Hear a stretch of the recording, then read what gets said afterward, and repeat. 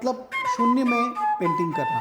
यहाँ कोई मेरे पास हार्डबोर्ड प्लाईवुड कुछ नहीं है, फिर भी मैं तस्वीर बना रहा हूँ शून्य में। शून्य में करते करते कुछ खड़ा हो रहा है, फिर मिट रहा है, फिर बन रहा है। एक बार अब्दुल हलीम जफर खान साहब से पूछा, what is the Rishabh of हैरा?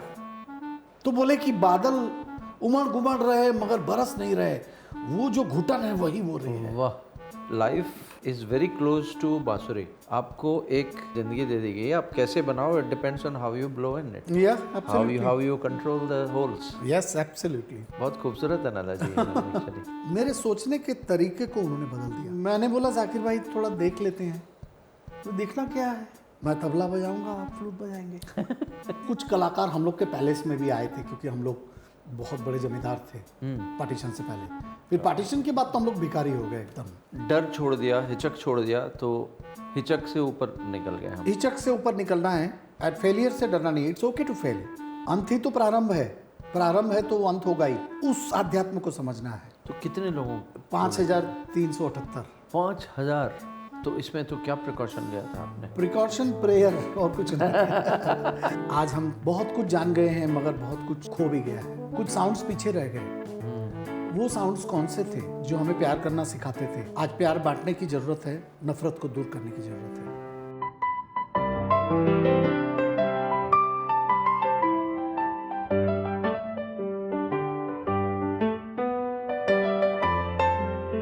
Hello and welcome to this lovely and special show called Anand Marte Nahi, Anand Jatte Nahi.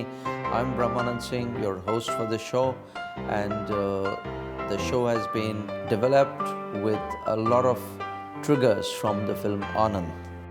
What is the legacy that we leave behind?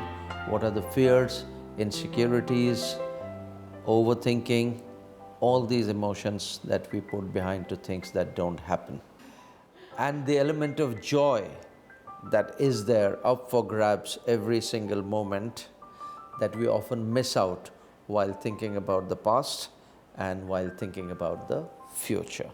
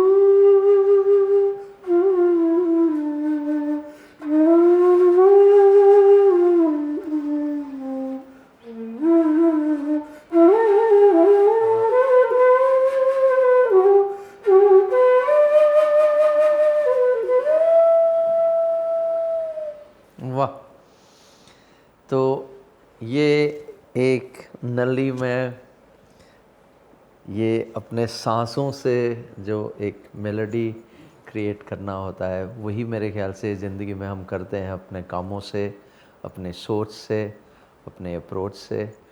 और हमारे साथ आज जो गेस्ट हैं वो he is other than Grammy nominee, संगीत नाटक अकादमी, Padmashri, all these and dozens of others prominent awards and accolades, a wonderful human being and a great artist. Great is the word that I would want to use for Ronuda, my elder brother, Ronu Majumdar ji. Thank you, Brahmanand ji.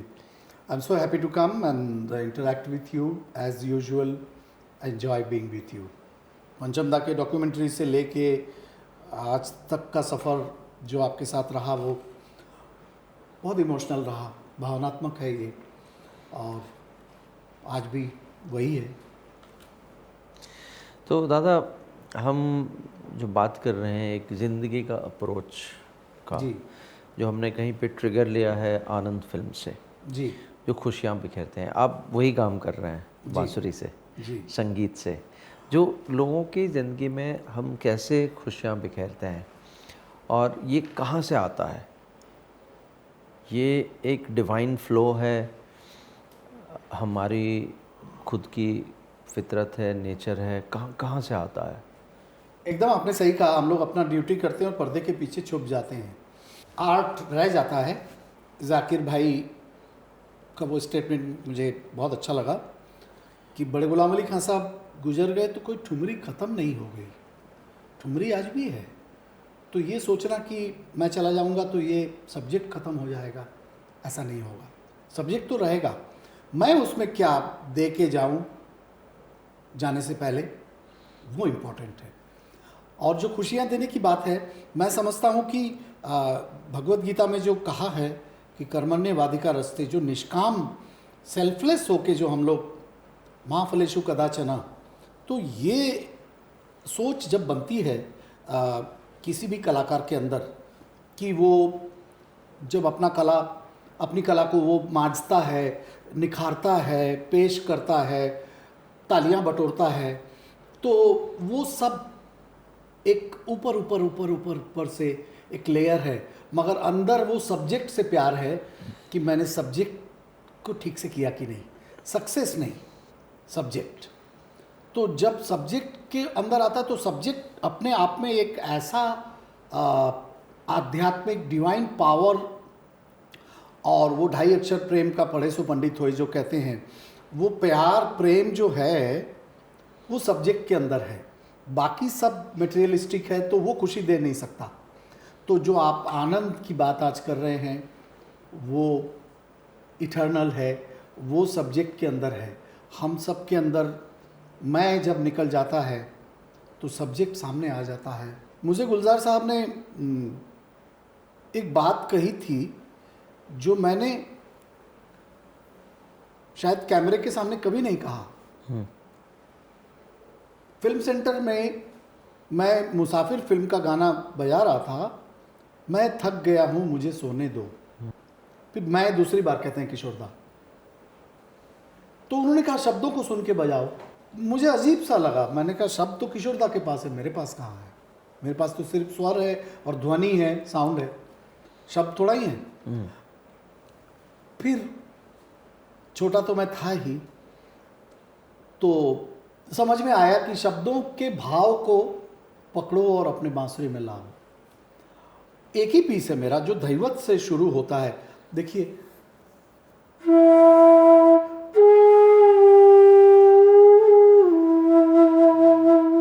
मुझे सोने दो, हाँ बहुत रात हुई,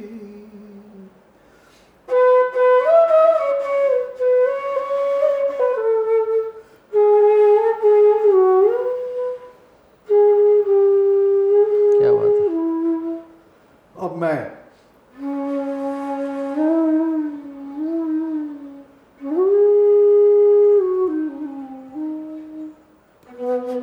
यहाँ से violin pickup कर, आज भी सुनता हूँ तो मुझे लगता है मैंने बजाया, अरे नहीं किसी और ने बजाया। तो वो जो भाव है वही खुशी देता है, उस भाव में प्योरिटी। मैंने कहाँ से मिल लिया, ये जब कोई आके मेरे प्रोग्राम के बाद पूछता है तो मैं समझ जाता हूँ कि इसने मेरा म्यूजिक नहीं सुना। अरे कहाँ से लिया वो छोड़ना, जो निकला वो देख। टेक्निक एक माध्यम है, एक टूल है, मगर वो जो संगीत है उसमें जितने टेक्निक की आवश्यकता है उतना ही मैं लगाऊंगा, उतना ही पंचमदा लगाते थे, और इसीलिए ये लोग जीनियस थे। तो ये जो आपका सफ़र रहा है इतने सालों का, और इसकी जड़ या शुरुआत जी कहाँ से आप ट्रेस कर सकते हैं? बनारस में? बनारस से। दरअसल हम लोग क्योंकि जमींदार लोग हैं, मैं खानदानी म्यूजिशियन तो हूँ नहीं, और जिसका बहुत बड़ा म्यूजिकल लेगेसी हो, अगर आपके पिताजी भी बजाते थे ना? शौक से बजाते थे। और पन्नालाल घोष जी जो बांसुरी को शास्त्रीय संगीत में लाए, उनके शिष्य थे। पन्ना बाबू को तो मैंने देखा नहीं क्योंकि मैं 1963 में पैदा हुआ और पन्ना बाबू चले गए 1960 में। तो ये जो पार्टीशन हुआ था हिंदुस्तान पाकिस्तान का, ये 47 में हुआ। तो काफ़ी सारे जो बंगाली थे वो ईस्ट बंगाल से वेस्ट बंगाल भाग के आए थे। वहाँ भी उनके कुछ रिश्तेदार तो वहाँ अपने शेल्टर लेते थे। पिताजी को था जो मैंने पिताजी से सुना, 1930s से लेके वो सब जो टाइम था, बड़ी मोतीबाई, सिद्धेश्वरी देवी, इन लोगों को सुनते थे। और इनमें से कुछ कलाकार हम लोग के पैलेस में भी आए थे क्योंकि हम लोग बहुत बड़े जमींदार थे पार्टीशन से पहले। फिर पार्टीशन के बाद तो हम लोग भिखारी हो गए एकदम। कहाँ पे पार्टीशन के पहले कहाँ थे? फरीदपुर, अच्छा, जो अभी बांग्लादेश में है। हाँ हाँ हाँ, वहाँ के हैं हम लोग ओरिजिनली। ओह अच्छा। मैंने तो देखा नहीं, मेरे पिताजी वहाँ, मेरे तो दादा भी। तो बनारस कैसे आना हुआ फिर? बस उनको ऐसा लगा कि यहाँ कौन है तेरा मुसाफिर जाएगा कहाँ। वो उन्होंने अपना बैग लिया और खाली हाथ जो सोना होना वहाँ से लेके भागे थे। वो नदी में बहुत अच्छे स्विमर थे। हाँ। मेरे पिताजी वो चैंपियंस को भी बताते थे कि तो नदी से भाग के बनारस पहुँचे? नदी से भाग के वो इधर आए कोलकाता तक और बनारस के ट्रेन में बैठ गए बिना टिकट। ओह अच्छा अच्छा अच्छा। हाँ, और बनारस में गए और काली साधक थे, उनके चरणों में जाके बोले बस मैं आ गया। तो 47 के बाद वो बनारस में ही थे। फिर उनकी शादी हुई, हम लोग सब वहाँ पैदा हुए। हाँ। अब जो मेरा बीज बोया गया मेरे अंदर, वो बनारस का वो जो माहौल था। हाँ। और पिताजी का क्या था कि पैसे तो जेब में कौड़ी भी नहीं, मगर शौक नवाबों का। वाह। तो वो आर्टिस्टों को पैट्रोनाइज करते थे, हाथ में घड़ी भी हो तो उतार के दे देते थे। हाँ। इतना वो राजापना उनमें था। तो वो कलाकारों के घर में जब ये लोग रियाज करते थे तो कोई घुस नहीं सकता था। जैसे शांता प्रसाद जी, गुदाई महाराज जो हाँ, शोले में धीरे धीरे करते चल धन्नो, अभी 50 साल हो गए शोले को। हाँ। मैं याद कर रहा हूँ शांता प्रसाद जी को। हाँ। आज उनके कंट्रीब्यूशन भी है शोले में। हाँ। ये याद रखने की बात है। उनके घर में भी मैं घुस जाता था। भानु दादा का बिटवा हो तो कोई बात नहीं। ओह अच्छा। हाँ। हाँ। तो भोजपुरी हमारी जो बनारसी है, तो वो इसीलिए मेरी बनारसी बंगाली से भी अच्छी है। तो हम गिरजा बुआ बोलते थे क्योंकि पिताजी को राखी बांधती थी। गिरजा देवी जी, गुदाई महाराज, किशन महाराज जी, उस्ताद बिस्मिल्लाह खां साहब, इन सबके घर में मैं ऐसे ही घुस जाता था। वाह। और इनके रियाज को सुनता था घंटों। जब मैं 7 साल का था, घंटों बैठे हुए। तो बीज तो बो ही गए। और आज लोग कहते हैं कि रोनुदा का पीलू स्पेशल है, पता नहीं उसमें क्या है, क्या बनारसी दर्द है कि वो पकड़ में नहीं आता है, वो कॉपी भी नहीं हो सकता है यूट्यूब सुन के। ऐसा क्या है? ऐसा कुछ नहीं है। ये बिस्मिल्लाह खां साहब का जो वो सुना था मैंने 7 साल की उम्र में, ये वही पीलू है। तो उन्होंने कोमल रे ऐसे लगाया, मेरे आंख में आंसू आ गया। क्या बात है। हाँ, मैं रो दिया। पिताजी देखे कि इतना छोटा बच्चे को ये रेखब छू गया, मतलब ये जरूर आर्टिस्ट बनेगा। क्या बात है। और तब तक मैं रियाज कर ही रहा था ऑलरेडी। कितने साल के होंगे अभी? मैंने वो किस्सा बहुत जगह बताई है कि मैंने कुछ बांसुरियाँ तोड़ दी थी खेलते हुए। जब मैं 6 साल का था तब हम लोग सारनाथ में थे। तो अपना मकान बना नहीं था, घसियारी टोला वाला। तो वो उन्होंने उतने घंटे रियाज करने की मुझे सज़ा दी। मुझे मारा भी नहीं, डांटा भी नहीं। बोले बस ठीक है, 6 घंटे रियाज करो, यही तुम्हारी सज़ा है। और मैं तो पागल हो गया। मैंने कहा 6 घंटा क्या होता है? और वो घड़ी लेके माँ रख देती थी सामने, और मैं 6 से 6.5 घंटे सारेगामा पधा निसा बजाता था। ये चला 1 साल। क्या बात है। तो फिर उनको लगा कि इसको सिखाना चाहिए। ये रोया, आज रोया तो कुछ पाया। उसके बाद पिताजी जितना जानते थे वो सिखाए। फिर 73 में हम लोग मुंबई आ गए। 10 साल का था। पिताजी होम्योपैथिक के भी बहुत बड़े डॉक्टर थे, तो मुंबई में उनकी डिमांड ज़्यादा थी। डॉक्टर मुखर्जी ने बुला लिया, जो तब बहुत फेमस थे और अब तो रहे नहीं डॉक्टर मुखर्जी। होम्योपैथिक के वो थे दादर हिंदू कॉलोनी में। तो उन्होंने पिताजी को बुलाया और पिताजी को काम दिया। और फिर मुझे गुरु की प्राप्ति हुई, पंडित विजय राघव राव, जो फिल्म डिवीजन में डायरेक्टर भी थे। और फिर मेरी शिक्षा अच्छी तरह शुरू हुई।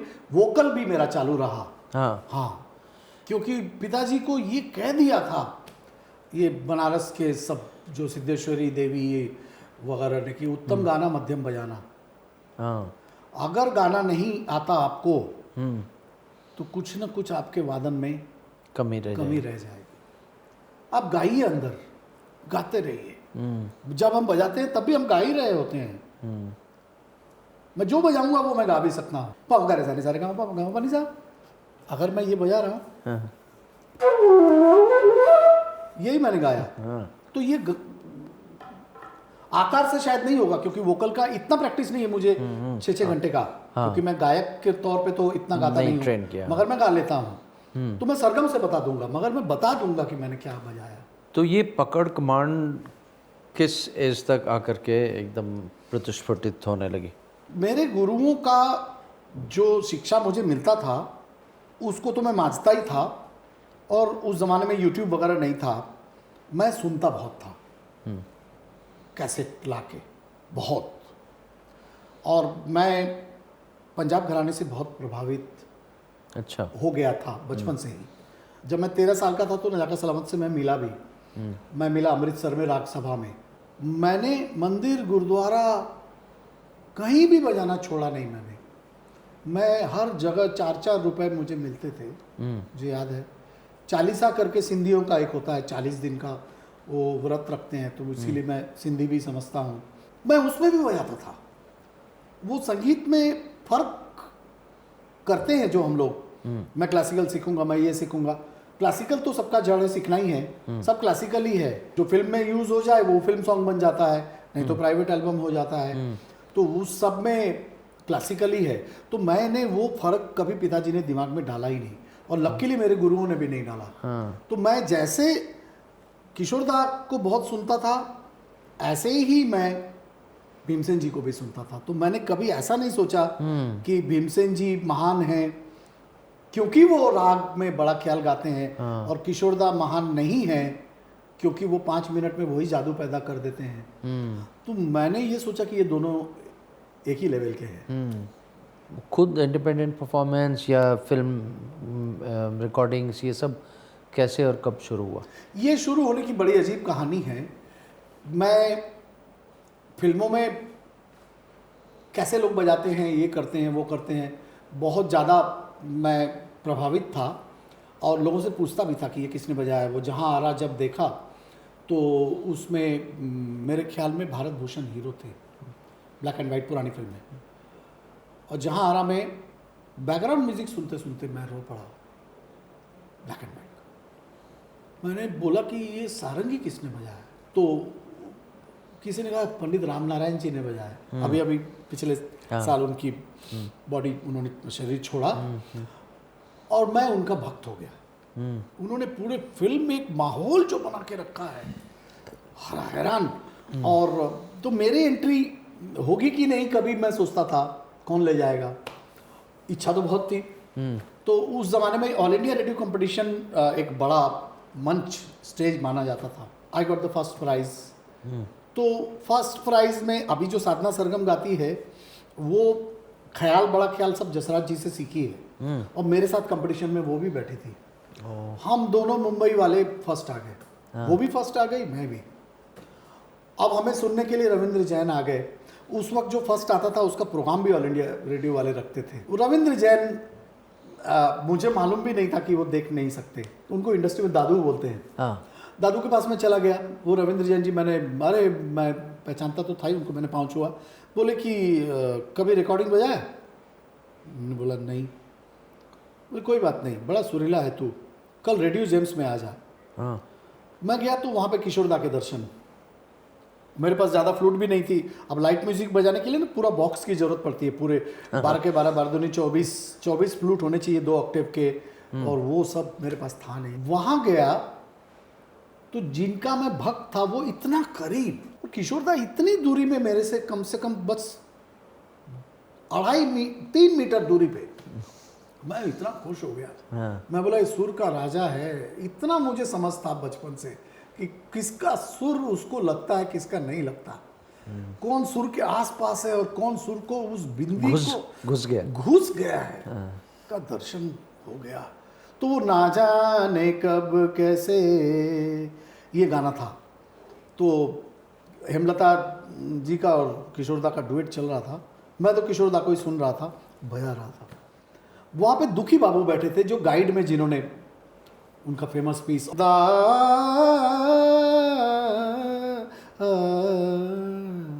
दा दा दा दा दा दा दा दा दा दा दा दा दा, तो उस गाने की जो जान है वो दुखी बाबू है।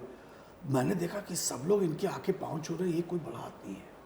अच्छा, वो पीस बड़ा मुश्किल था, जो पीस मैंने बजाया था। हाँ। तो दुखी बाबू के पास जाने से पहले किशोरदा इतना बात नहीं करते थे, तो किशोरदा सिंगर बूथ से निकले,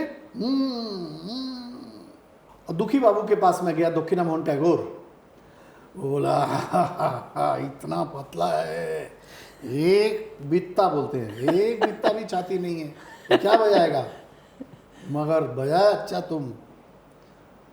पंचम को फ्लूट का बहुत ज़रूरत है, पंचम के बांशीर खूब दरकार, बंगला में बोले।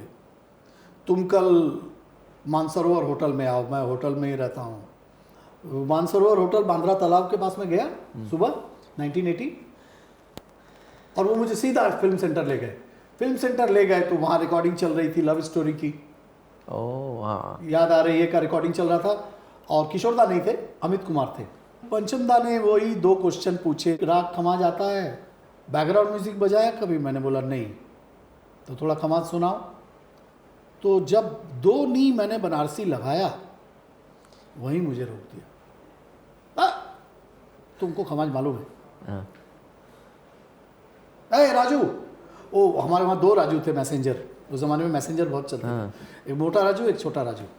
तो मोटा राजू जो था वो आर्डिंग वाला राजू था, इतना मोटा। राजू इधर आ, इधर आ, इसको सब डेट दे दे। तो एक पन्ना होता था, यहाँ लिखा रहता था बीच में डेट, यहाँ लिखता था RDFC, RD माने राहुल देव वर्मन, FC माने फिल्म सेंटर। अच्छा। तो ये जो लिस्ट मिला तो मैं तो पैसे वाला बन गया, और मुझे परमानेंट कर दिया। परमानेंट का मतलब उस ज़माने में ऐसे होता था, आज जब जरूरत पड़ता है तो म्यूजिशियन को बुलाते हैं, उस ज़माने में परमानेंट म्यूजिशियन मतलब होता था कि जिस गाने में आपका काम नहीं भी है तो भी आपको बैठ के पैसा मिले। ये चीज़ भी थोड़ा सा बताएं कि बनारस का जो अंग, बनारसी अंग जिसको कहते हैं, उसकी क्या खासियत है? बोल बनाना, ठुमकना, हाँ ठुमरी माने ठुमकना, इतराना, हाँ इतरा के कोई बात बोलना, एक ही बात को कई ढंग से कहना। हाँ। जैसे मो पे रंग डारो ना गिरधारी, मो पे रंग डारो ना, अब ना देखिए, गिरधारी हो मो पे रंग। अब देखिए, मैं 2 नी खमाज में लगते हैं, मगर हाय रे Burman, I would say, because not only Pancham Da, because I have not played with Sachin Dev Burman, unfortunately, but उन्होंने भी खमाज को ऐसा इस्तेमाल किया जिसका कोई जवाब नहीं है। तो देखिए, अब ये शुद्ध नहीं,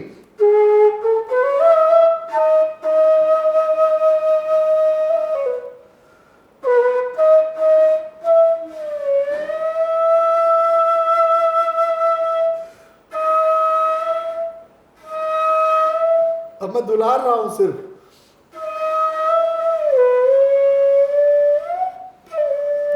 वाह।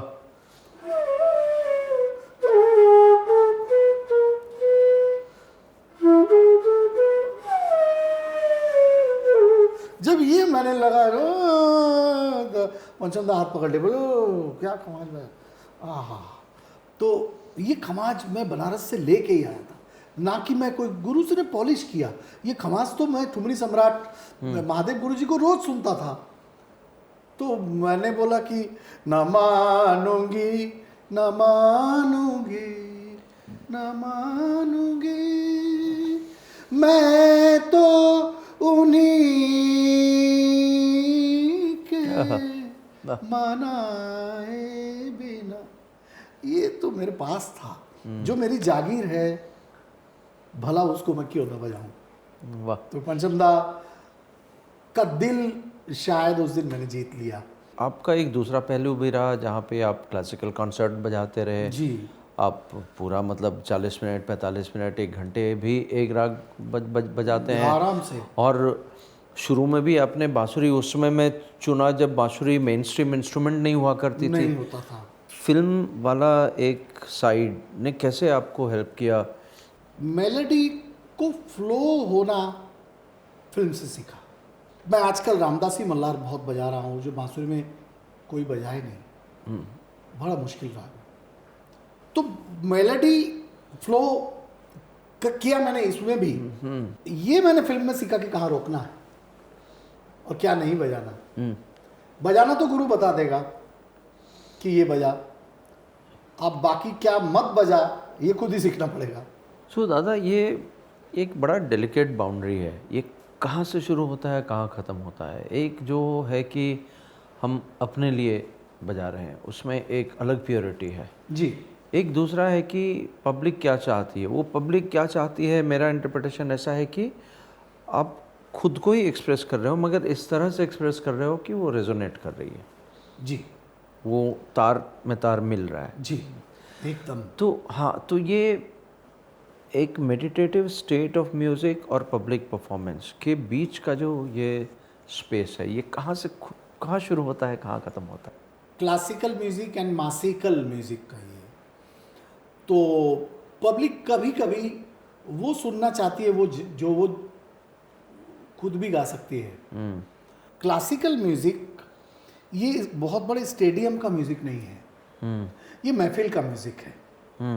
वो बॉडी लैंग्वेज जो हम राग को ये करते वो कहीं और चले जाते हैं, वो स्टेडियम्स में नहीं हो सकता।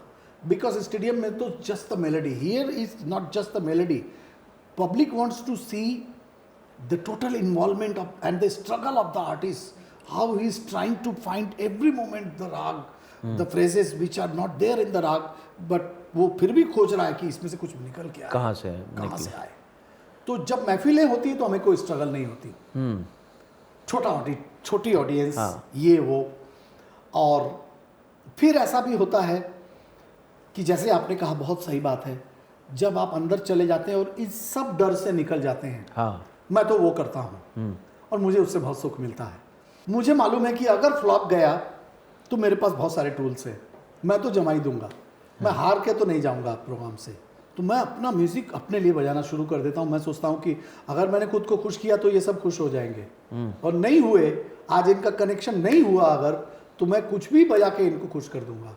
मेरे पास सारे तरह का म्यूज़िक है। अभी का जो म्यूज़िक हो गया है जी, वो उसमें वो पहले वाली बात की बहुत कमी नज़र आती है। जी। वो जो एक मेलोडिक एलिमेंट जो था, या एक याद जो होते थे गाने, जी, वो बहुत कम होते हैं आजकल। वो बहुत, मतलब वो तो खत्म सा हो गया है, ख़त्म हो गया है वो। जी। एकदम छोटे छोटे बच्चे जो स्पीक मैके में आते हैं मेरे कॉन्सर्ट में, वो भी पूछते हैं कि सर गाने आजकल के याद क्यों नहीं होते और अच्छे क्यों नहीं लगते। मैंने कहा कि अच्छे लगते क्यों, इसलिए नहीं कि वो अच्छे होते नहीं, अच्छे होंगे तो लगेंगे अच्छे, अच्छे ही नहीं है तो लगेंगे कैसे। तो just putting few notes and cutting pasting and मैं नाम तो क्या बताऊं, दुख तो तब हुआ क्योंकि मैंने कोई बजाना फिल्म में छोड़ नहीं दिया है। कभी कभी कोई बुलाते भी है तो जाके देखता हूँ म्यूजिक डायरेक्टर तो है ही नहीं, तो प्रोग्रामर ही बैठा हुआ है। तो जिसका ये बेबी है, माता पिता जो है गाने का, वो अगर नहीं है उधर तो उसको गाने से कितना प्यार है मालूम पड़ता है। वो लोग कहाँ चले गए कि मैं बजा रहा हूँ खाली हाथ और आशा जी निकल के आ रही वाह वाह करते हुए। वो वाह वाह करने वाला कोई रहा नहीं। अभी हम दीवालों के लिए बजाते हैं। सबसे बड़ी बात है कि जैसे मैंने शुरू में कहा कि सब्जेक्ट जिसका जो है वो उसको दे देना चाहिए। अभी जितना मैं सुनता हूँ, बहुत डायरेक्टर लोग तब भी इंटरफेयर तो करते थे मगर धुन बदलते नहीं थे। अभी धुन भी बदल देते हैं। बोलते हैं कि वहाँ से उतना ले लो, वहाँ से, उनको ये मालूम नहीं कि जो जोड़ा ताली लगा के जो कपड़े गरीब लोग पहनते हैं वो कैसा दिखता है, किसी पैंट का इतना हिस्सा काट के लगा दिया, किसी शर्ट का इतना, तो ये जोड़ा ताली और पेस्ट करके फाइनली प्रोग्रामर पे छोड़ दो, गाड़ी आगे निकल गई। अभी अंतरे से कोई मुखड़े का रिश्ता है कि नहीं है। और वो पंचम दास जब कंपोज करते थे तो वो जो मैसेंजर राजू था, मोटा राजू, वो उधर बैठा था गेट पे, अगर उसका सर नहीं हिले तब तक वो गाते ही रहते थे। ओह अच्छा। तो वो जब मस्ती में आ तो पंचम दा को लगता था अभी इसको तो कुछ मालूम नहीं है कि मैं ये गाना फाइनल करूँगा कि नहीं। तो उनका मीटर वो था। वो मीटर था, वो मैंने देख लिया था एक दिन। जब वो राजू खुश हुआ ना तो ऐसे ऐसे करता, इतना मोटा था ना वो, तो he could not move much, so ऐसे ऐसे ऐसे करता। तो पंचम दा मनोहर दा को बोले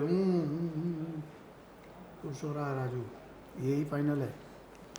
तो ही वुड टच हियर, वो बात उनमें थी।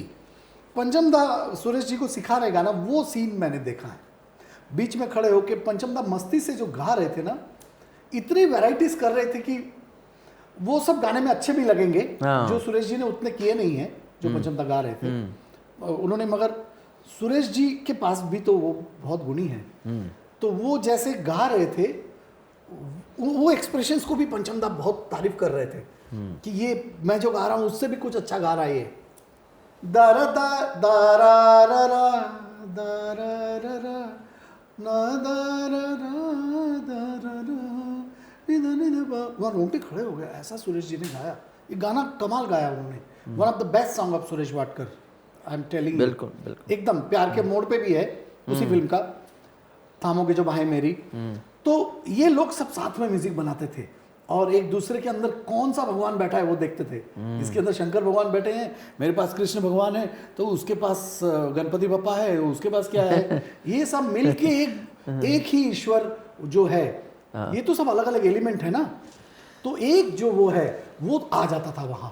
जब तक वो नहीं आए तब तक लगते थे कि अभी कुछ रह गया है। तो दादा ये स्वर और ईश्वर का जो एक कॉम्बो कहा जाता है जी, ये क्या है? स्वर इति ईश्वर, क्योंकि स्वर ब्रह्म है, वो दिखता नहीं और महसूस होता है कि ये स्वर में है और ये बेसुरा है, इसीलिए स्वर में ईश्वर है। और उस ईश्वर को जब हम महसूस करते हैं तो वो सुरीला होता है, और ईश्वर साक्षात वहाँ विद्यमान होते हैं जब उसमें एक्सप्रेशंस आते हैं, उसमें भाव आता है। और वो भाव हमारे अंदर जो इनोसेंसी, हमारे अंदर जो पवित्रता, हमारे अंदर जो एक बच्चा बैठा है, वो उसको जब तक हम बाहर नहीं लाएंगे तब तक वो भाव गाने में पैदा नहीं होगा। तो ये स्वरिति ईश्वर तो है, मगर दीनानाथ मंगेशकर जी का एक बात आशाताई ने मुझे कहा था, नाट्य म्हणजे काय, नाट्य संगीतला नाट्य पाहिजे, नाटक पाहिजे।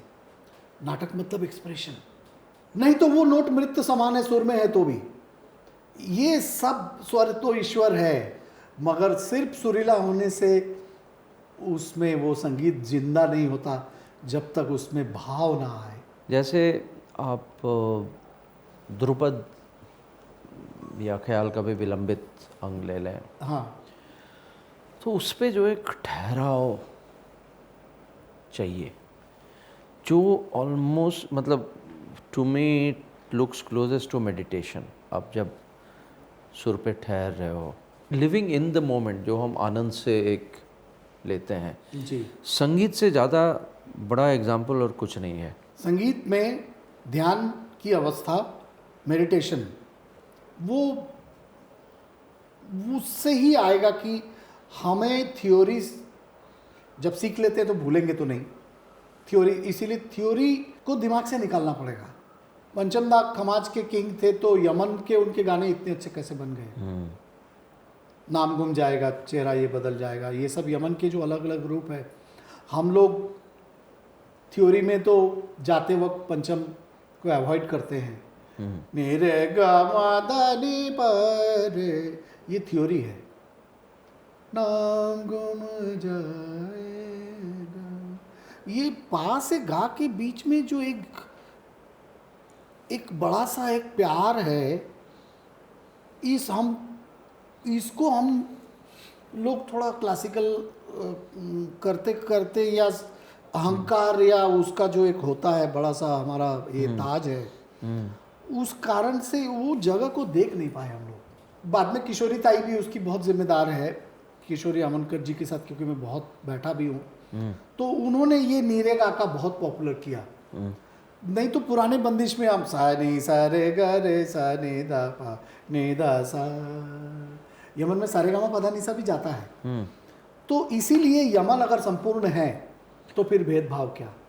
तो पंचमदा ने उसको समझा। तो किशोरी ताई ने कैसे इसको उन्होंने इसको एक चलन करके जाते वक्त सा को थोड़ा अवॉइड करके, पा को अवॉइड करके, नी रे गा मा दा नी सा नी दा पा मा गा मा रे गा पा रे, क्योंकि कल्याण है तो पारे कल्याणकारी हो गया। अली अकबर खान साहब कहते थे कल्याणकारी है, रे गा मा पा रे कल्याणकारी, नी दा नी रे सा पा रे गा गा, वादी आ गया, संवादी निषाद हो गया।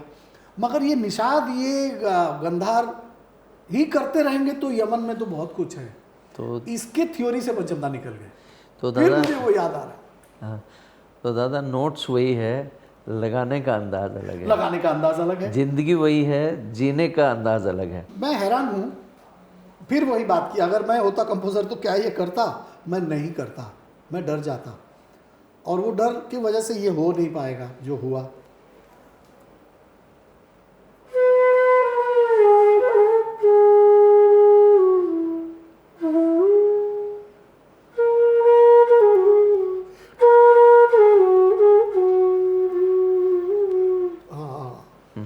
अब बिरहा की जाए रहना, सागा है, नीरेगा नहीं है। नीरेगा के उसमें फंसे ही नहीं वो। उनको क्या नीरेगा आता नहीं है? आता है नीरेगा, अरे गुणी आदमी है। अली अकबर खान साहब से सरोद भी सीखा पंचमदा ने, तबला भी सीखा शांता प्रसाद जी से, गुणी है, सब राग मालूम था। तो आर पार में उन्होंने बोला कि मेरे पिताजी का ये गाना तुमने सुना, वो जाने वाले हो सके तो लौट के आना। मैंने उनको उम्मीद नहीं थी कि मैं हाँ बोलूँगा, क्योंकि उम्र की वजह से। पुराना गाना है ये, 60s का या उससे भी पहले। मुकेश जी गाए, शायद मेला फिल्म में ऐसा कुछ होगा। मैंने बोला हाँ सुना है। वो M1 क्या है, तो मैंने तुरंत बजा के दिखा दिया।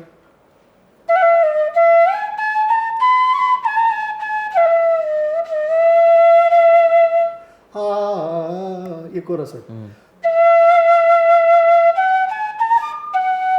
तरता, ये बड़ा अच्छा लगा मुझे। बोला हाँ, मैं बोला करेक्ट बजाया तूने।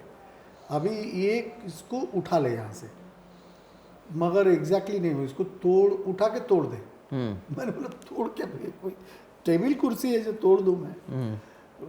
बोले तोड़ के सुना, तो मैंने तोड़ा उसको। मैं नहीं तोड़ा, बीच में से, एकदम सेंटर से।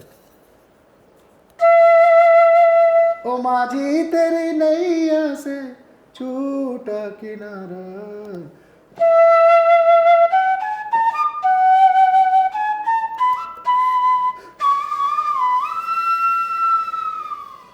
यहाँ पे बंगाल का जो एक फोक का वो लेकिन भटियाली का मैं लेके आया। तो वो जो साथ में मैजिक क्रिएट करने का जो मजा था, वो मैं मिस करता हूँ। साथ में मिलके मैजिक क्रिएट करेंगे विदाउट पुटिंग दैट ईगो, जो एक शब्द है कि मैं बड़ा हूँ, आप छोटे हैं, और आप सोचेंगे मैं बड़ा हूँ, मैं ये छोटा। वहाँ गड़बड़, वहाँ सत्यानाश। अपनी ज़िंदगी में आपने जो भी देखा है या किया है, उसमें 2-4 कुछ इंसिडेंट अगर आपको याद हो कि डर की वजह से कुछ खोया है तो वो बताएं, और डर निकाल दिया तो क्या पाया है ये बताएं। जो मेरे सोलो परफॉर्मेंस, जो जहाँ मैं ही एज ए ब्रांड हूँ सामने, तो ऐसे भी हुआ कि मैं डर की वजह से कुछ अभिव्यक्ति, कोई एक्सप्रेशंस और कोई बहुत कमाल की चीज़ जो बजाने का मादा मैं रखता हूँ और मैं बजा नहीं पाया, क्योंकि मुझे लगा कि ये ठीक होगा कि नहीं। ये ठीक होगा कि नहीं ये तय करने वाला तुम कौन होते हो?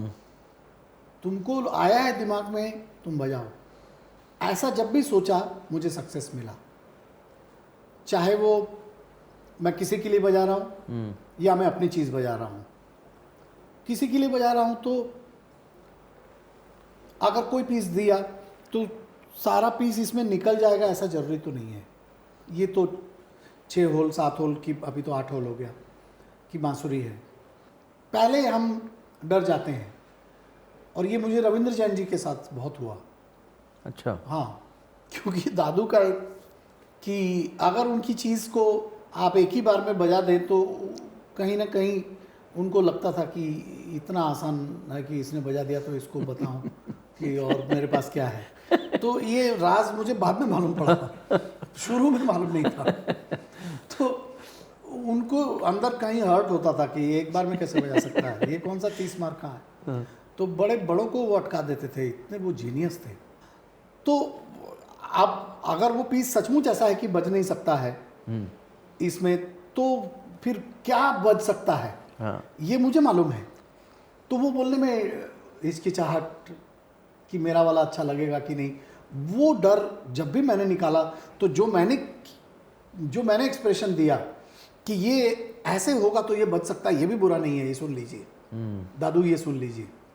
तो वो डर मेरा पंचमदा के साथ नहीं था, क्योंकि उनकी मेरी थोड़ी बड़े वो थे मेरे से, मगर फिर भी एक दोस्ती जैसा भी था। तो जब ये डर निकल गया तब मैं जीता। और कई बार डुएट में ऐसा हुआ हमारे, जब हम क्लासिकल फॉर्मेट में बजाते तो जुगलबंदियाँ बहुत होती है, तो कई बार ऐसे हुआ कि मैं डरा, और डरने की वजह से वो डुएट अच्छा नहीं हुआ। उसमें कहीं ना कहीं वो कुश्ती रेसलिंग हो गया। Jugalbandi is not to show that how good you are, jugalbandi is to oneness of mind, एकात्मन, एक मन एक आत्मा एक। And to show and how you compliment each other. हाँ, तो वो फिर डर के बिना ही होता है, डरने से नहीं होगा। और कई डुएट मेरे बिगड़ भी गए। और कुछ जब कंपोजर्स के साथ आप काम करते हैं तो कुछ कंपोजर्स का पर्सनालिटी भी ऐसा होता है, जैसे पंचमदा, कि वो डर हटा देते हैं आपके अंदर से। वो उनमें था, बहुत बड़ी बात कही जो मेरे से कहना रह गया, उनको आता था डर हटाना। ये कमाल था, वो लीड मिल जाता है। हाँ, वो एक साइड रिदम प्लेयर को भी बोलते थे कमाल है, तू क्या बजा रहा है, सुना तेरे मन में क्या आ रहा है। तो ऐसे करके वो, क्योंकि अभिव्यक्ति तो ये हवाओं में ही है, हमें ढूंढ ढूंढ के चुन चुन के लाना पड़ता है, अरे ये इधर है, इधर है, इधर है। तो ऐसी चीज़ वो आ जाता था गाने में जो शायद पंचमदा को भी नहीं आता, या उनके मन में नहीं आया, क्योंकि सबको कुछ अलग दे रहा है ना भगवान। तो वो इसीलिए वो ट्रायंगुलर से भी पूछते थे, तो तू क्या सोच रहा है। ओमी बाबा से पूछते थे, ओमी बाबा जीनियस थे, तो उनसे कुछ निकलवा के लाते थे। कई बार मैंने देखा ओमी बाबा ट्रायंगुलर भी अच्छा बजाते थे। ये भीष्म चैटर्जी एक बहुत बड़े जीनियस थे, वो बोलते थे ऐसे ही कि सुर तो ओखाने दाड़िए आछे তোমার সামনে, যেটা মন হয় টেনে নিয়ে এসো। एकदम ठीक कथा, टेने नहीं एसो। हाँ वाह, विष्णुदेव चटर्जी कितनी अच्छी बात बोले। जो हवा में खड़ा है, संगीत मतलब शून्य में पेंटिंग करना। यहाँ कोई मेरे पास हार्डबोर्ड प्लाईवुड कुछ नहीं है, फिर भी मैं तस्वीर बना रहा हूँ शून्य में करते करते कुछ खड़ा हो रहा है, फिर मिट रहा है, फिर बन रहा है।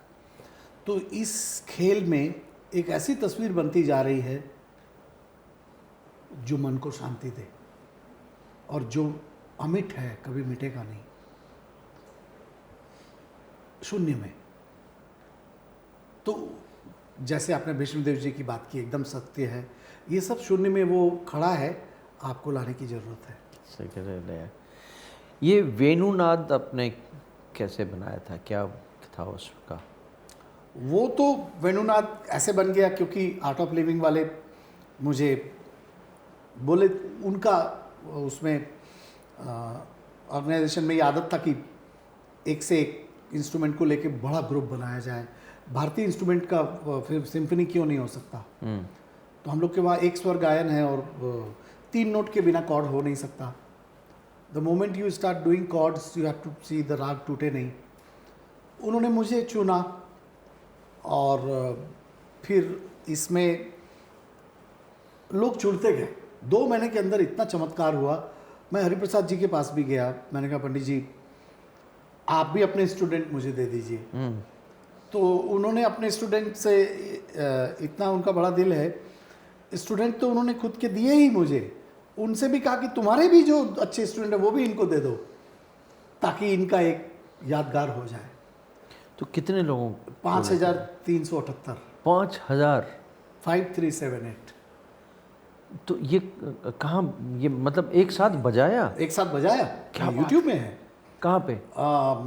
बस आर्ट ऑफ लिविंग के उसमें है। हाँ। और मैं रिहर्सल करता था, फिर सीधी बांसुरी भी कुछ उसमें जोड़ी गई और एक ऐसी ध्वनि निकली कि जो आकाश को भर दे। स्टेज ही इतना बड़ा था जितने बड़ी की ऑडियंस के लिए जगह होती है। हाँ। इतना बड़ा तो स्टेज बनाया गया। 5000 वॉरेन डिसूजा साउंड के लिए आया, जो ए आर रहमान का है, वो आया और साउंड अच्छा हुआ। हाँ। और कुंभ क्षेत्र में उसमें 1.5 लाख लोग आए थे सुनने। यादगार। वाह। और ये कंडक्ट कौन कर रहा था? मैं। वाह। कंपोज मेरा, कंडक्ट मेरा। तो हरिप्रसाद जी चीफ गेस्ट। अरे वाह। और श्री रविशंकर जी खुद तो उनका ही था। और ये कहाँ पे हुआ था? नासिक में। ओपन में? ओपन में। यादगार। कौन से साल में हुआ था ये 2016। 16? हाँ, मेरे ख्याल में 16 ही था। और इतनी मेहनत की मैंने उसमें, क्योंकि बांसुरी में क्या होता है कि क्योंकि ये मिलाया नहीं जा सकता सितार सरोद की तरह। हाँ। फूक के ऊपर ही सब होता है। तो 4 बांसुरी भी एक साथ बजे तो बेसुरा बजने का चांस बहुत चांस होता है। तो इसमें तो क्या प्रिकॉशन लिया था आपने? प्रिकॉशन, प्रेयर और कुछ नहीं। और मैं बोलता था सबको कि प्रिकॉशन यही था कि कोई प्रिकॉशन नहीं लिया। सबको बोला कि मेहरबानी करके घर में जो मैं दे रहा हूँ इसको सुर के साथ रियाज करना, ऐसे मत करना। डर छोड़ दिया, हिचक छोड़ दिया तो हो गया, आप निकल गए। तो आपने बोला कि हिचक से ऊपर निकल गए हम। हिचक से ऊपर निकलना है, एट फेलियर से डरना नहीं। It's okay to fail, because failure it's not the end of the road. Failure मतलब आपने कुछ सोचा था वो नहीं हुआ, और नहीं होने के बाद एक नया चीज़ शुरू हुआ। अंत ही तो प्रारंभ है, प्रारंभ है तो वो अंत होगा ही। अंत एक सिर्फ पॉज है, उस आध्यात्म को समझना है। और वो जल्दी थोड़ी समझ में आई मुझे, और इसीलिए मैं वेणुनाथ से डरा नहीं कि ये बेसुरा होगा, सितार तो है नहीं कि मीड़ खींचने को मना कर देंगे, पर्दे में बजाओ भाई। हाँ। पर्दे में बजाएंगे सब लोग, अगर अच्छी तरह मिलाओ तो बेसुरा होने का चांस 0 के बराबर है। बेसुरा तो फिर भी हो सकता है क्योंकि वो तलवार के धार पे चलने जैसा है सुर। मगर मैंने बोला कि अगर मैंने यही सोच के बैठ गया तो ये वेणुनाथ होगा ही नहीं। हाँ। ये बांसुरी मतलब बेसुरी होने वाली है। बांसुरी बजेगी बेसुरी, क्योंकि उसमें सुर पैदा करना पड़ता है, सुर है नहीं उसमें। वाह। It's not waiting for you have to create, हाँ। You have to produce while blowing. How much pressure blowing में लाना। तो ये डर मैंने निकाल दिया, क्योंकि जब भी हम कोई चीज़ नहीं होता है, फेलियर होते हैं ऐसा हम सोचते हैं, तो फिर नया कोई अभिव्यक्ति निकल के आता है, फिर शुरू होता है क्रिएटिविटी। अगर डिसाइडेड चीज़ है तो वो क्रिएटिविटी नहीं है। ऑफ कोर्स पीपल से that you are not someone to create something, everything was there in this planet, I agree, but you are the one who searched it. Of course it was there in this, हवा में है, वो तो सत्य है ही। जितना deep जाएंगे सब कुछ लगेगा कि मैं कुछ नहीं हूँ। हाँ। मगर मैं भी कुछ हूँ, मैं इंस्ट्रूमेंटल हूँ जिसने इसको खोजा। बिल्कुल। तो वो डर बहुत बुरी चीज़ है। जो डर गया सो मर गया, ये शोले का एकदम सही है। हाँ। और जैसे आपने एक्सप्लेन किया कि life is very close to bansuri, आपको एक दे दिया गया है आपको कुछ एक ज़िंदगी दे दी गई है, आप कैसे बनाओ, it depends on how you blow in it, Yeah, how you control the holes, Yes, absolutely. है ना। बहुत खूबसूरत एनालॉजी है एक्चुअली। हॉलो है, प्योर है, हाँ नॉट्स नहीं है, हाँ, एंड ब्रेथ चाहिए, लाइफ लाइफ चाहिए चाहिए। एकदम।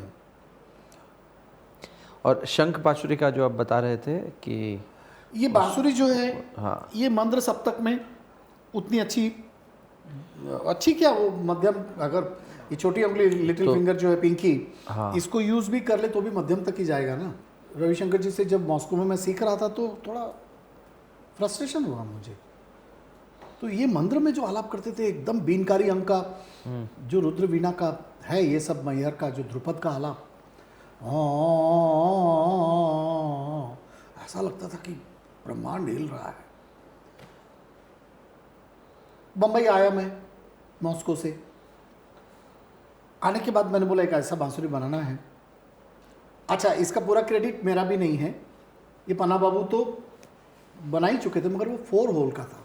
अच्छा, पूरा उसमें बसता नहीं था। हाँ मेरे गुरुजी भी 4 होल का बनाते थे, बजाते थे, जो नीचे के साथ था वो, उसमें पूरा मामला जो सप्त स्वर का नहीं होता। तो हमारे एक MM पई थे, वो कैंसर से गुजर गए, वो साइंटिस्ट भी थे और फ्लूट भी शौक से बजाते थे, तो उनके पास रोज जाता था मैं, रोज। और कई बैम्बू बर्बाद हुए। एक बैम्बू सिंगल इतना बड़ा मिलता नहीं था उस जमाने में, हाँ मुझे तो नहीं मिला, तो 2 बैम्बू ज्वाइंट किया मैंने। ये ओरिजिनल शंख बांसुरी है। अभी तो मेरे पास दूसरी भी है, हाँ मगर आज मैं ओरिजिनल लाया हूँ। हाँ तो अब नीचे के साथ तक पहुंचा और सारे ओरिजिनल होल्स मैंने बंद कर दिए, देखिए। हाँ क्योंकि ऐसे नहीं पहुंच सकते, आपकी अंगुली इतना दूर जा नहीं सकता। तो इसको नीचे लाया और इस हद तक इस पर एक्सपेरिमेंट किया कि सुर में फिर इसको भी इस तरह से एंगल दिया। स्ट्रेट होता है नॉर्मली, ओह बाकी सब बांसुरी में आप देखेंगे तो स्ट्रेट है, हाँ हाँ यही सिर्फ एंगल्ड है। एंगल है, वाह। तो पहली बार जब इसको ब्लो किया तो शंख जैसा लगा ये। हाँ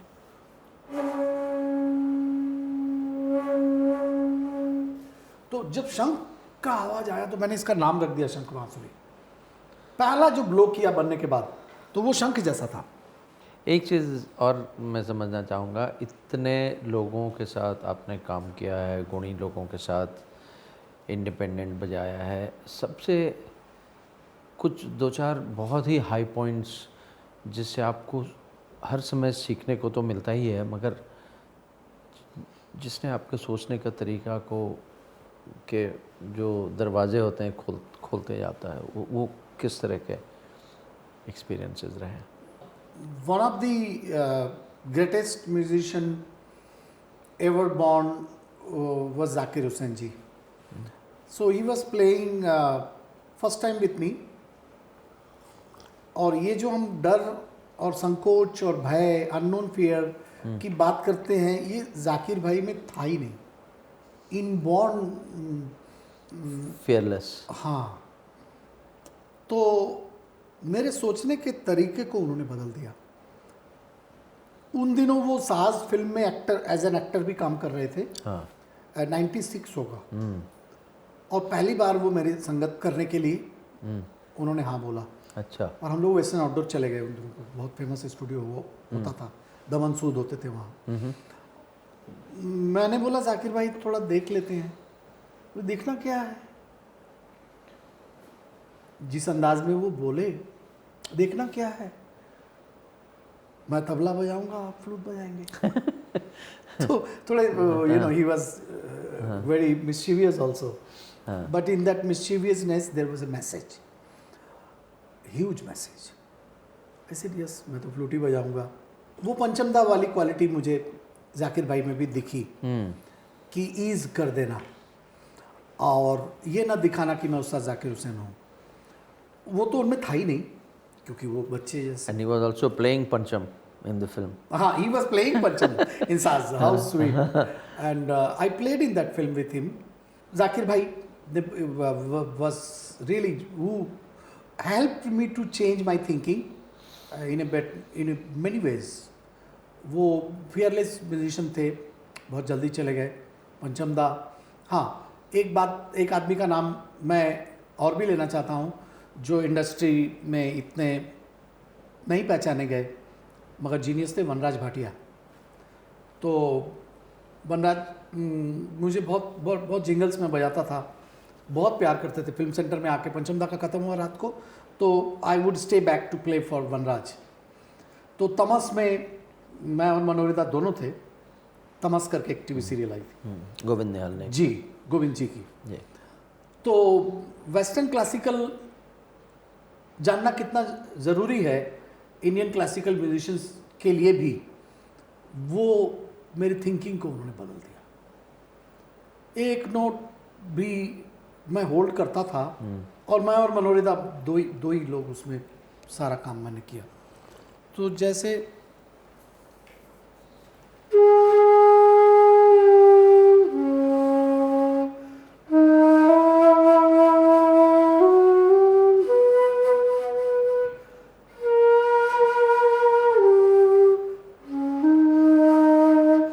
ये प्लेन नोट्स है, इसमें कोई मुर्की खटका कुछ नहीं है। तो obligato types almost. नहीं, I would be the main, but he would ask someone to hold some weird notes and the whole thing will change. I said what the hell is this, why can't I think like this.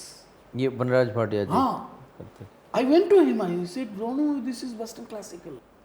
I said, what is the difference of jazz and this is jazz?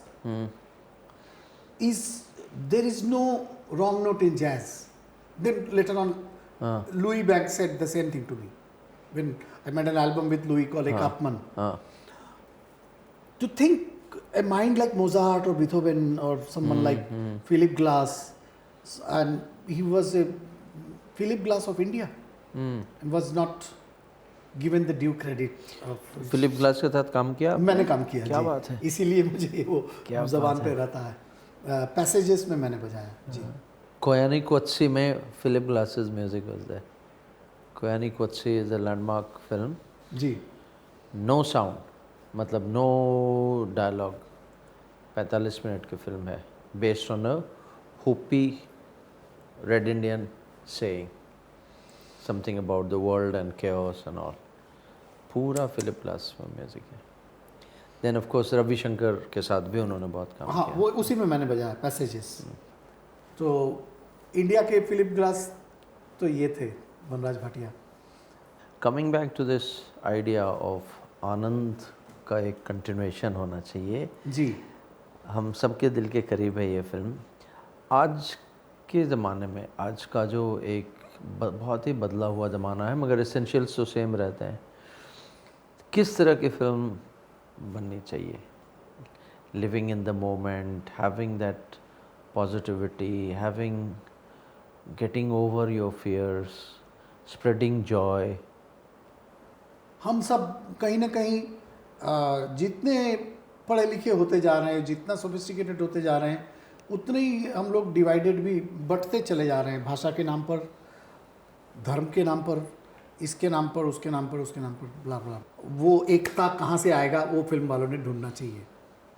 आज हम बहुत कुछ जान गए हैं, मगर बहुत कुछ खो भी गया है। कुछ साउंड्स पीछे रह गए। वो साउंड्स कौन से थे जो हमें प्यार करना सिखाते थे? आज प्यार बांटने की ज़रूरत है, नफ़रत को दूर करने की ज़रूरत है। और उसका संगीत बहुत बड़ा माध्यम है। हमें प्लेटफॉर्म मिले, हम जब भी कर्नाटिक म्यूज़िक के साथ बजाते हैं तो हमें तो भाषा का प्रॉब्लम कभी आया नहीं, क्योंकि कहीं ना कहीं हमें लगता है कि हमारी तिहाइयाँ उनकी कोरवाई, दोनों भाई भाई हैं, तो वो मैं सीख लूँगा, वो मेरा सीख लेंगे, हम मज़े से काम करेंगे। तो हम जब जुड़ सकते हैं तो हम पब्लिक क्यों नहीं जुड़ सकती? हम कलाकारों को तो कहीं प्रॉब्लम नहीं है, कोई भी रेस का हो, कोई भी धर्म का हो, हम मज़ा लेते हैं। एक और चीज़ जो मैं आपसे जानना चाहूँगा, because you are a music person, कि आनंद की बात हम जब भी करते हैं आज, तो कहानी और राजेश खन्ना और थॉट और ऋषिकेश दा तो अपनी जगह पे हैं, मगर सबसे ज़्यादा जो कनेक्ट कर रही है आनंद को आज भी 55 साल के बाद, वो उसके गाने जी, जो योगेश ने लिखे, सलील दा ने म्यूज़िक किए, लिरिक्स इतने खूबसूरत हैं। हाँ, कंपोजिशन इतना सिंपल है मगर प्यारा है। तो म्यूज़िक किस तरह का रोल प्ले कर रहा है आनंद के लेगेसी को बढ़ाने में? जितना भी प्यार मोहब्बत कायम है वो म्यूज़िक के वजह से ही, क्योंकि वहाँ से रहमान यहाँ आ जाते हैं, यहाँ से कुछ म्यूजिशियन वहाँ चले जाते हैं, फिर हम सब एक मिल के भी कुछ कर लेते हैं। तो ये जो फ्लेक्सिबिलिटी है आज भी समाज में जितना भी अच्छा है उसमें म्यूज़िक का बहुत बड़ा हाथ है, फिल्म में भी और नॉन फिल्म में भी, दोनों में। फिल्म में थोड़ा ज़्यादा क्योंकि उसका रीच थोड़ा ज़्यादा है, पहुँच पब्लिक को मालूम है, कनेक्ट करती है। म्यूज़िक से ही ये होगा क्योंकि स्वर का कोई लैंग्वेज नहीं है ना, और इंस्ट्रूमेंटल म्यूज़िक तो और भी ज़्यादा रीच करेगा क्योंकि हम साहित्य, हमारे साहित्य के चक्कर में हम पढ़ते नहीं। हाँ, जैसे ही साहित्य आया वैसे ही लैंग्वेज आ गया, लैंग्वेज बैरियर आ गया, फिर अलग हो गए हम लोग। तो इंस्ट्रूमेंटल म्यूज़िक जब आता है एक, बिल्कुल जी, इसीलिए फॉरेन में भी रविशंकर जी के लिए सुविधा हुई पूरे हमारे म्यूज़िक को ग्लोबल करने में। इसीलिए MS सुब्बलक्ष्मी बोलती थी ये भारत रत्न थोड़ा ही है, ये तो विश्व रत्न है, because he was a instrumentalist, sitarist, तो ही कुड डू इट। और लैंग्वेज बीच में नहीं आया ना किसी नहीं। के साथ समझने, experience, and it you could experience music. You could experience without any interpreter. वो लैंग्वेज का जो इंटरप्रेटर होता है उसका ज़रूरत नहीं है। आज अगर बार्ट, बेथोवन, शुबर्ट ये लोग अगर वो किसी लैंग्वेज में एक्सप्रेस कर रहे होते तो हमें शायद रिलेट करने में मुश्किल होती है। एकदम एकदम। मगर आज हम म्यूज़िक सुनते हैं तो we know nothing about their thinking, but it gets communicated. Absolutely. When I was listening to this Mozart 41st time, हाँ, तो इतना मैं कनेक्ट हो गया नोट से। आई स्टार्टेड फाइंडिंग सरगम, द बाबा द बाबा द बाबा ग ग रे सा सा नि द द मा प म मा प म बा म प म मा रे रे सा नी नी द प प म ग ग वाह, ग रे रे म नी रे सा ग रे रे म नी रे सा ग रे सा नी द पा नी सा रे ग म ग रे सा नी मा तीव्र ब म। पूरा याद है मुझे, मैं थोड़ा बजा के सुना रहा हूँ। वाह, वाह।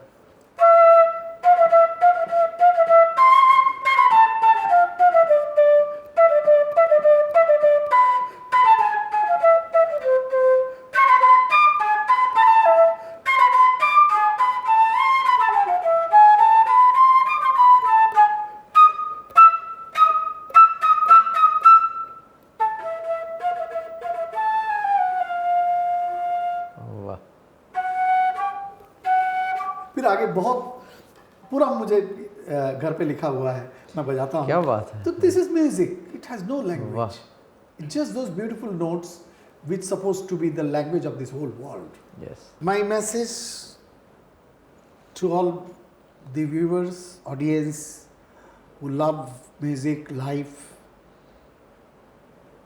just live in the moment and don't think that happiness is waiting for you and what you had was happiness. No, what you have is happiness. Wow. Just enjoy, just love people.